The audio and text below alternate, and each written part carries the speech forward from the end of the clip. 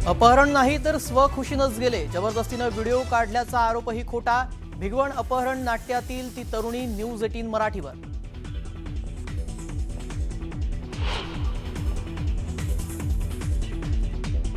भिवंडी महापालिकेत कुणाचा महापौर होणार याची उत्कंठा शिगेला। काँग्रेस आणि भाजपमध्ये जोरदार रस्सीखेच, कुणाचे नगरसेवक फुटणार याकडे लक्ष।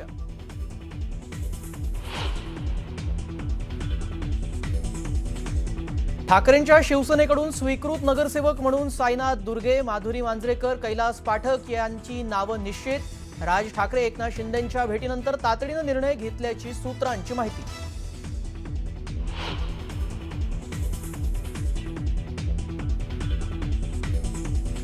खेळता खेळता थकलेला 4 वर्षांचा चिमुकला शाळेतच कोंडला गेला। नागपूरमधील धक्कादायक प्रकार, पोलिसांनी रात्रभर शोध घेतल्यानंतर दुसऱ्या दिवशी शाळेतच सुखरूप आढळला चिमुकला।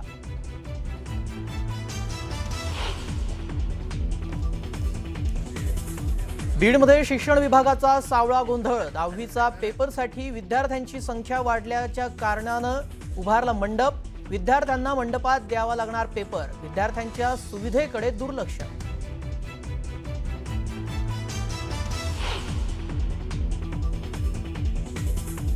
मुंबईतल्या सांताक्रूजमधील दिघे चाळ येथील घरात सिलेंडरचा स्फोटात 4 जण जखमी।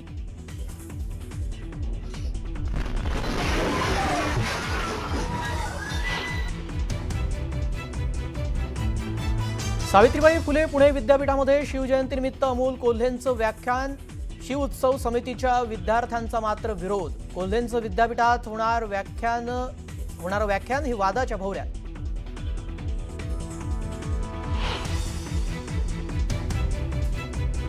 आजपासून राज्य माध्यमिक आणि उच्च माध्यमिक शिक्षण मंडळाच्या 10वीच्या परीक्षेला सुरुवात, गैरप्रकार रोखण्यासाठी भरारी पथकं तैनात।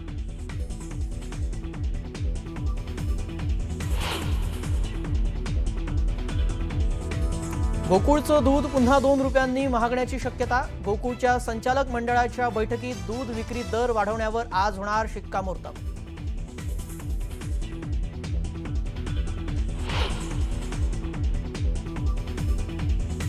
माओवाद्यांना लिट्टेच्या दहशतवाद्यांनी दिलं होतं प्रशिक्षण, माओवाद्यांचा माजी कमांडर मलोजुला वेणुगोपालचा मोठा खुलासा।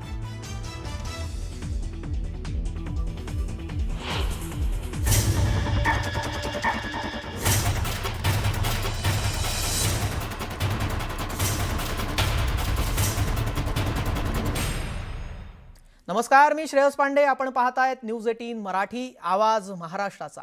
आता बातम्या सविस्तररित्या पाहूयात। पहिलीच बातमी भिवंडीतून। भिवंडी महापालिकेमध्ये मोठा राजकीय गोंधळ पाहायला मिळतोय। पहिल्यांदा भाजपमध्ये उभी फूट पडून भाजपाच्या नगरसेवकांनी थेट काँग्रेसला मदतीचा हात देण्याचं ठरवलंय। भाजपाकडून नारायण चौधरी यांना उमेदवारी देण्यात आली होती, मात्र त्यानंतर भाजपाच्या शहराध्यक्षांकडून महापौर पदासाठी स्नेहा पाटलांच्या नावाचं पत्र देण्यात आलंय। यामुळे नाराज झालेल्या नारायण चौधरींनी आपल्या समर्थकांसह काँग्रेस आणि राष्ट्रवादी काँग्रेसनं स्थापन केलेल्या भिवंडी सेक्युलर फ्रंटला पाठिंबा देण्याचा निर्णय घेतलेला आहे। आता काँग्रेस, शरद पवारांची राष्ट्रवादी आणि भाजपचे नारायण चौधरी त्यांचे जे समर्थक आहेत ते एकत्र येत सत्ता स्थापन करण्याच्या तयारीत आहेत। त्यामुळे काँग्रेसचे 30 नगरसेवक, शरद पवारांच्या राष्ट्रवादीचे 12 नगरसेवक आणि भाजपाच्या नारायण चौधरींसह असलेले नगरसेवक त्यांच्या मदतीनं सत्ता स्थापन केलं जाणार असं दिसतंय। सत्ता सोपान गाठण्याचा काँग्रेसचा हा प्रयत्न आहे, तर शिवसेना कुणाच्या पाठीशी आहे याबाबतही सस्पेन्स कायम आहे। भिवंडीमध्ये कोणता पक्ष कुणाला पाठिंबा देणार याचा थांगपत्ता लागत नाहीये, त्यामुळे ही निवडणूक आता चर्चेत आली आहे।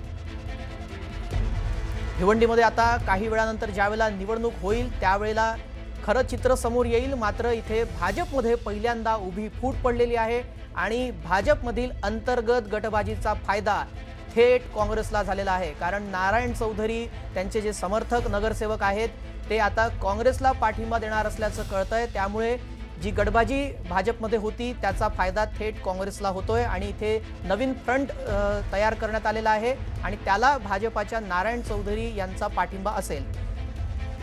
या संदर्भात अधिक माहिती जाणून घेऊयात गणेश गायकवाड यांच्याकडून। गणेश, आता या संदर्भात काय नेमकी घडामोड सध्या तिथे सुरू आहे?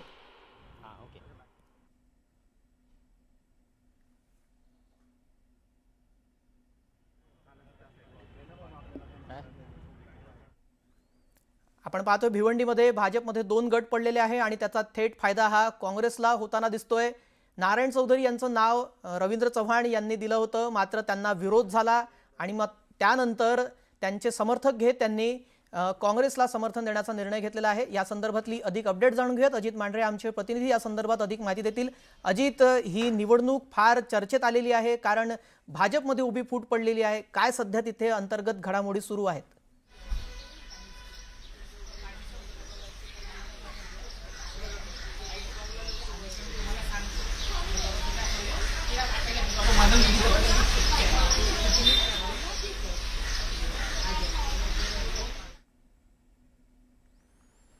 भिवंडी महापालिकेमध्ये आपण पाहतोय भाजपमध्ये फूट पडल्यानंतर ही निवडणूक फार चर्चेत आलेली आहे। कोण कुणाला मतदान करणार, शिवसेना कुणाला मतदान करणार, कोणती भूमिका घेणार याबाबत देखील सस्पेन्स कायम आहे। त्यामुळे भिवंडी मनपा महापौर पदाच्या निवडणुकीमध्ये हा जो मोठा गोंधळ निर्माण झालेला आहे त्यामुळे या निवडणुकीची फार चर्चा आहे।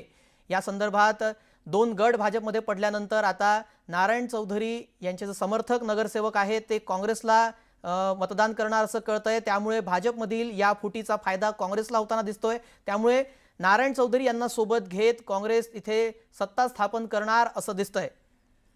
या संदर्भातली अधिक अपडेट जाणून घेऊयात। अजित मांढरे आमचे प्रतिनिधी या संदर्भातली अपडेट देतील। अजित, भाजपमधील फूट आणि त्याचा फायदा थेट काँग्रेसला होताना दिसतोय। आज आता त्या संदर्भातली निवडणूक होईल, काय सध्या अंतर्गत घडामोडी सुरू आहेत तिथे?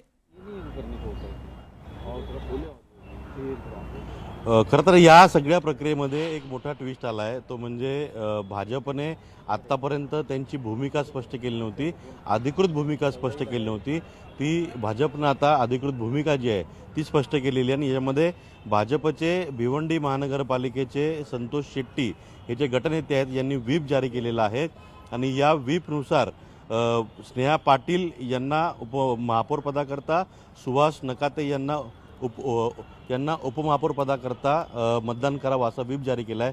त्यामुळे आता या सगळ्या प्रक्रियेमध्ये ट्विस्ट आलेला आहे।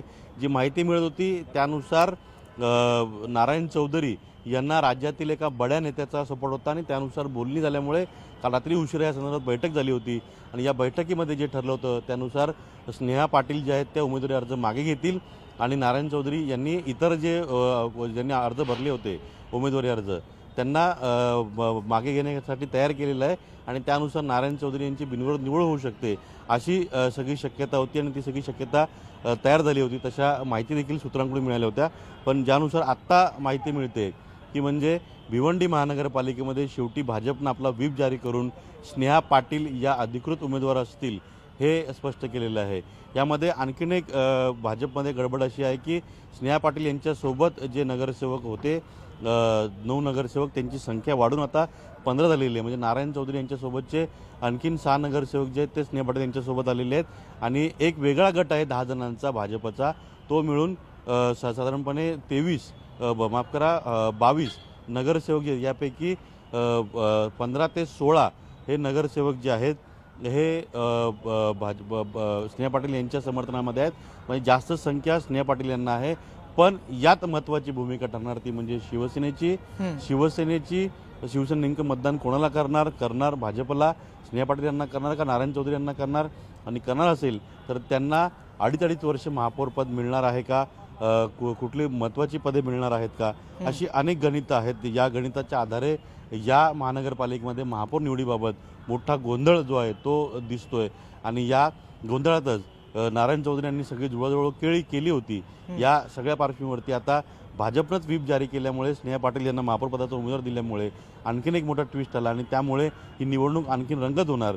यामुळे शिवसेना, भिवंडी विकास आघाडी असेल, एक अपक्ष आहे जावेद दळवी, त्यानंतर कोणार्क विकास आघाडी आहे, यांचं नेमका कल कोणाकडे आहे, समाजवादी पक्ष शिवसेनेसोबत आहे, यांचा कोणाकडे कल आहे, नेमका जादू आकडा 46 जो आहे तो कोण गाठणार, ह्या सर्व गोष्टीमुळे या भाजपच्या व्हीपमुळे आता गोंधळ निर्माण झालेला आहे। जी नक्की आपण पाहतोय भिवंडी सेक्युलर फ्रंट हे जे नवीन फ्रंट तिथे स्थापन करण्यात आलेलं आहे त्यामध्ये नेमके जे पक्ष आहेत त्यांचं जर ते एकत्र आले तर किती त्यांची संख्याबळ होऊ शकते, ते बहुमताच्या जवळपास पोहोचू शकतात का, किंवा भाजपाने ज्या प्रकारे व्हीप बजावलेला आहे त्यामुळे काहीतरी वेगळंच चित्र समोर येईल का, काय वाटतं तिथलं?